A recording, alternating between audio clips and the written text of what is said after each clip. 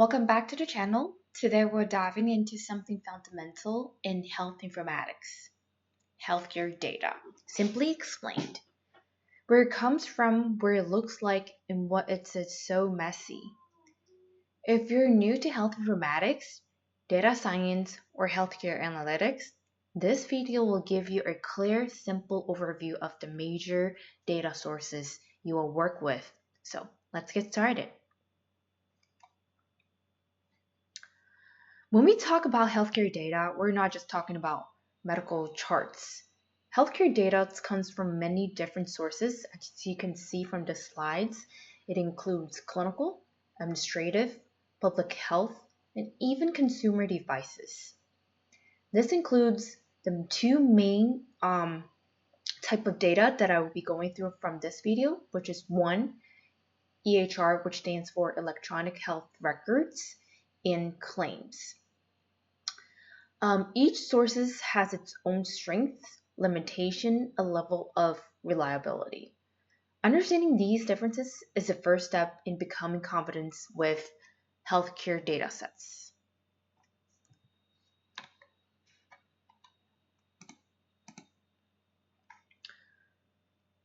So let's start with the most important source, electronic health records, or most people who have heard it, EHRs. An EHR is a digital version of a patient's paper chart. It's real-time, patient-centered, and follows the patient across encounters. EHRs contain a patient's medical history, diagnosis, medications, treatment plans, immunizations, allergies, radiology images, and even lab results. They also include clinical decision support tools that help providers make evidence-based decisions, which a lot of health informatic researchers or clinical informatic researchers would use those tools to build machine learning algorithms to predict patients' health outcomes. And they automatically workflow like order test or documents visits. So basically EHR data is very rich but can be very messy as well. It can be inconsistent based on which vendor that you're using for the platform, and also it provides full of free text notes.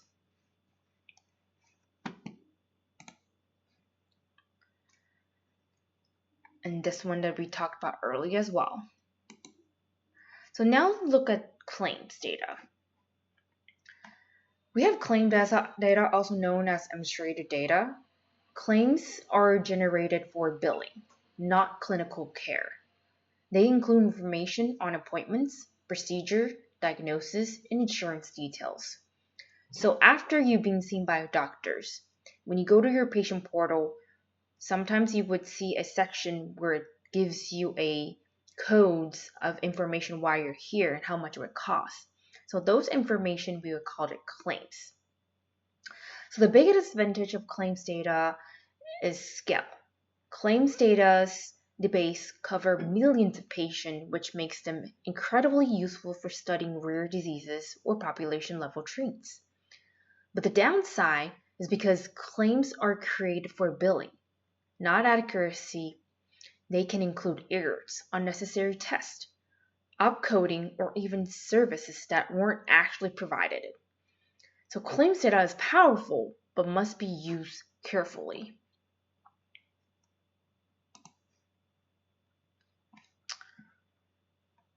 Again, it comes directly from notes by healthcare providers, large sample sizes of claims data.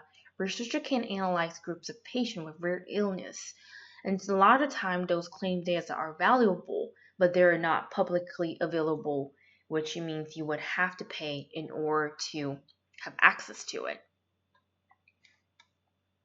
One of the examples that I give you is your Medicare data, which has cancer patient information. All right, now we're going to talk briefly about the survey information, which also standardized population data, some people will call it. Surveys are another major source of health data that collects standardized information from a sample of people through questionnaires or interviews, by phone, mail, email, or even in person. Surveys allow researchers to gather empirical data quickly, and when sampling is well done, surveys can represent large population. They're essentially useful for understanding behaviors, social factors, and self-reported health, things you won't find in the EHR or claims.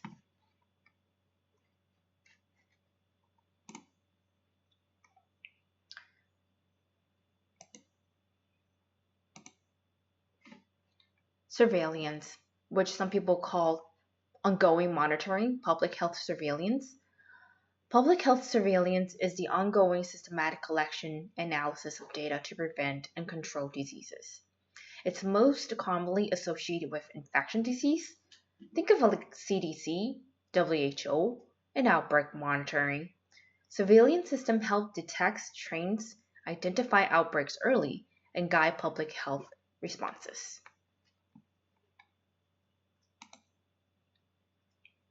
So again, there are different types of data.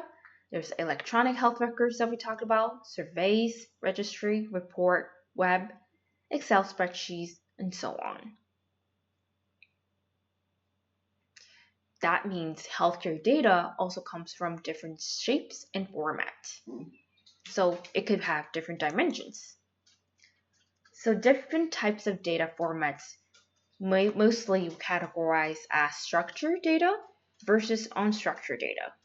So what are the differences between the two? Structured data fits neatly into tables like relational database, CSV files, or XML. Unstructured data includes text, website, free text clinical notes, and multimedia.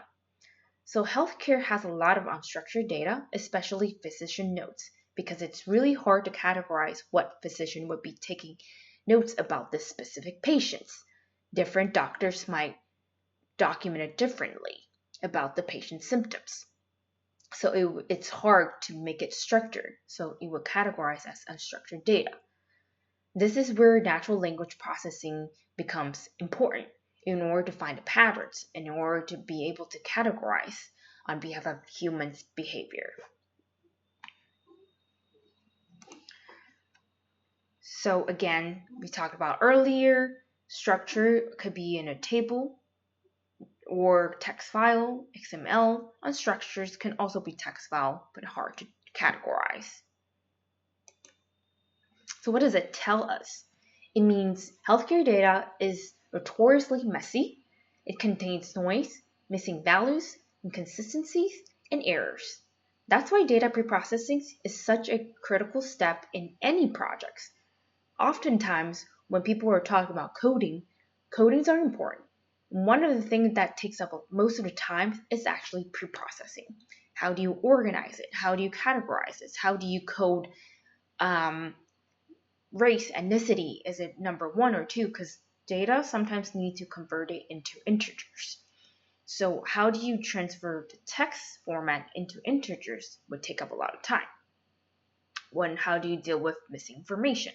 Do you keep it or you delete the row of the patient information? So when do we need to preprocess the data? Preprocessing happened before and after data collections.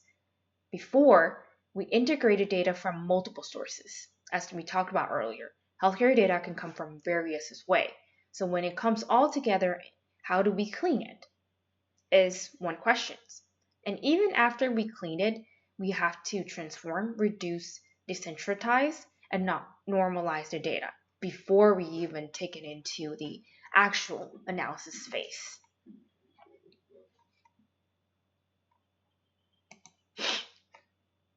So what is this slide talking about? Is like know your data. Before analyzing any data sets, you need to understand how it was created. Ask how variables were coded, when data was recorded, and what the unit of analysis is. Is it per patient or is it claims, right? These details determine whether your analysis is valid and how you can also validate it from your end.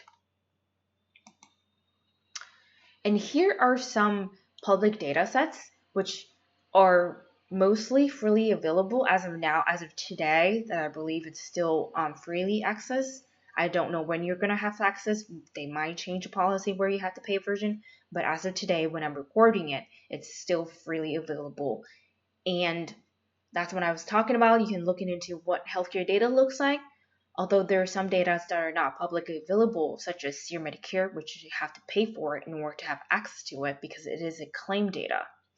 Billing information can be sensitive, very rich, so most of the time it is not free. But put it in a comment if you found that there are claims data that are freely publicly available. I believe that would be very beneficial for other people to do research and get a hands on how to clean the data, understand the data before they analyze the data. All right. Thanks for watching. If you want more videos on health informatics data science or PhD like, make sure to subscribe. And let me know in the comments what topics you want next.